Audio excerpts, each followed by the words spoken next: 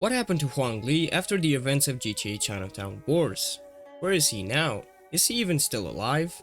Are we gonna see him or at least hear about his character's fate at some point in the future? And if so, what other characters from not just Chinatown Wars but also from the Ballad of Gay Tony, The Lost and Damned, GTA 4 and even GTA 5 should make appearances in the upcoming and highly anticipated Leonida Man Simulator? Now, jokes aside, amongst a few other obvious things like the story itself, gameplay changes, and general hype around the game, one of GTA 6's most burning questions is who's gonna make a comeback from prior installments within the same universe. Whether through small references and Easter eggs, which is something that can be done with characters from the other universes as well, as most protagonists from the 3D universe were referenced in a graffiti that can be seen in a lot of buildings around GTA 4's map. Although RIP is more of a the 3D era is gone and that's sad, rather than Rockstar telling us that all previous protagonists are dead. Besides Vic Vance, all of them could be alive and well, even in 2024 for all we know. But we'll never see them again unless Rockstar implements some sort of multiverse portal opening device in a future update for GTA Online. Now that would actually be pretty crazy. Whether big or small, there's no doubt we are gonna get a few returning minor characters from the HD universe into the next installment, possibly as strangers and freaks or even as random encounters. As an example, in the end credits of GTA 4, we saw Patrick McCreary arrive at Francis International, implying that he was leaving Liberty City, although you can still hang out with him even after the story is complete, just as you would with any other friend you have. But canonically, Packy left LC, and then 5 years later, he somehow ends up in a failed robbery in Los Santos, where you can either kill him and grab some cash or help him and his partner escape the cops to then be able to use him as a heist crew member during the story mode. Which is really cool, and I'm all for Rockstar continuing this trend, with not just characters from 5 heading down south to the state of Leonida, but other characters from GTA 4's Liberty City as well. Unfortunately, as much as some fans would absolutely love seeing someone like Huang Lee and maybe even Luis Lopez make a return in GTA 6, whether in the story mode itself or in an online update for that game, I'm about 99% sure that it won't happen, but not for the reasons you might think. Firstly, let's talk for a bit about the story of Chinatown Wars and how it ties to the rest of the games in the franchise, because I've seen that still to this day, there's a bit of confusion as to which universe it belongs to. Chinatown Wars is part of the HD universe. Despite having a 2.5D camera angle and graphics that were made with the Nintendo DS in mind, this game is meant to be an homage to the 2D era and the roots of Grand Theft Auto as a franchise. However, it had a ton of features and quality of life improvements over the actual gameplay of games like GTA 1 and 2, and of course the London DLCs, because we can't forget about those. Like having a checkpoint system, a weapon wheel, a much better targeting system than the 10 controls you had in the 2D era GTAs, movement of the character was better, and overall, the gameplay of Chinatown Wars is really fun. The map of Chinatown Wars is composed of GTA 4's Liberty City minus Alderney, which, as you may or may not know, is a completely different state to that of Liberty, meaning GTA 4 is the only game to date that has two whole states. Sure, it's smaller than GTA 5, which only featured the state of San Andreas, but it's still a cool fact if you think about it. And to be honest, having a mini version of Liberty City on a Nintendo DS is still mind-blowing to me, considering the hardware specs of that console. So there wasn't a need for the game to also bring back Alderney, as the story of this game is centered around the Liberty City triads and Huang's journey to avenge his father's death.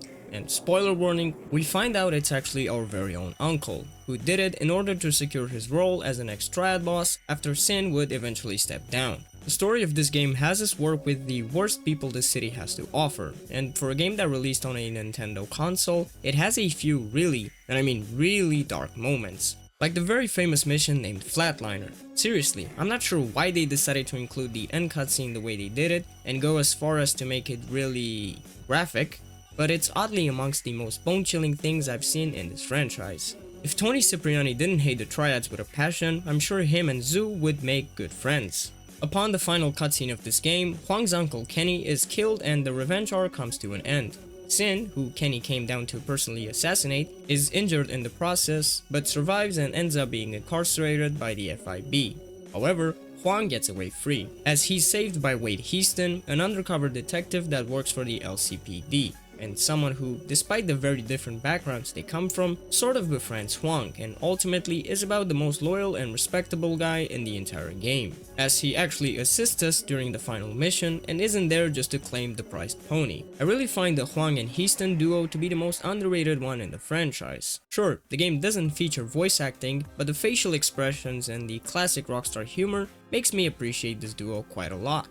During the end cutscene, Sin offers the position of Liberty City Trad leader to Huang, as she's got the qualities of one. However, he doesn't outright accept or deny this offer, so we don't truly know if he stepped up to fill in that job.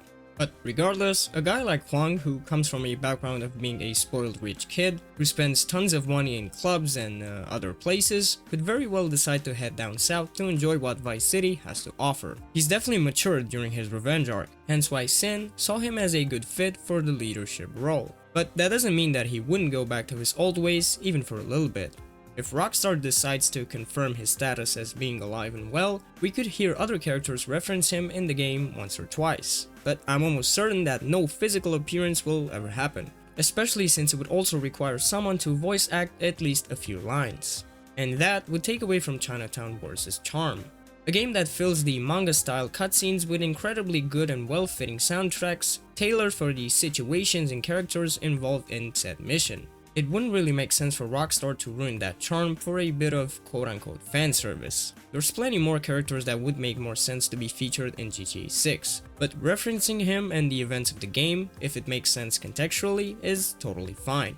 Huang's character is similar to Luis Lopez, a character that many people would love to see again, even if it's a very brief cameo.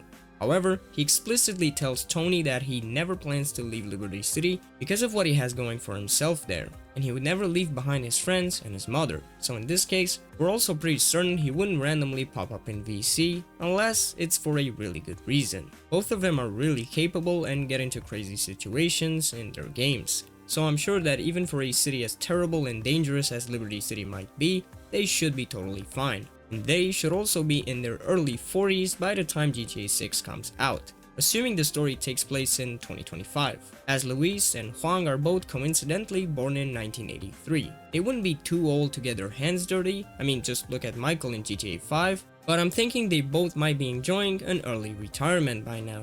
Again, despite the fact that Huang Lee's character most likely won't be seen in the next game, this doesn't mean that there's a 0% chance we won't hear about whether he's accepted the leader role or not, and what he's been up to for the past 15 years. We'll just have to see for ourselves upon GTA 6's release. Until then, you should definitely give Chinatown Wars a chance if you never tried it before, because despite not looking like a modern era GTA, it's as much if not more enjoyable than any of them. Not to mention, it had the famous and controversial minigame of drug dealing that was tied to the story, and actions within the game world actually impacted the prices of goods, like destroying security cameras around the map. Certain gangs would be more interested in a certain product, meaning you could make profits quite easily if you knew the preferences of each gang. Each safe house you buy around the map has a place to stash the products, because getting busted by the cops would actually make you lose everything you were carrying on you, and overall, this was a really fun minigame to engage with.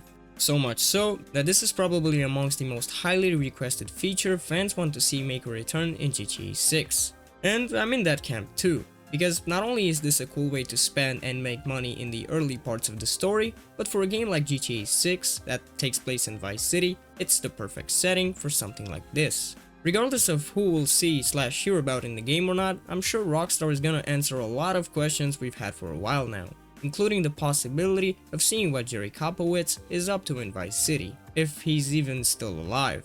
But what do you think? What characters from the HD era would you like to see in GTA 6? What do you think Huang Lee is up to? Is he even still alive? And what are some of your headcanons regarding Chinatown Wars and its characters? Let me know in the comment section down below. And while you're there, also leave a like. And of course, consider subscribing if you want to see more. Thank you so much for watching.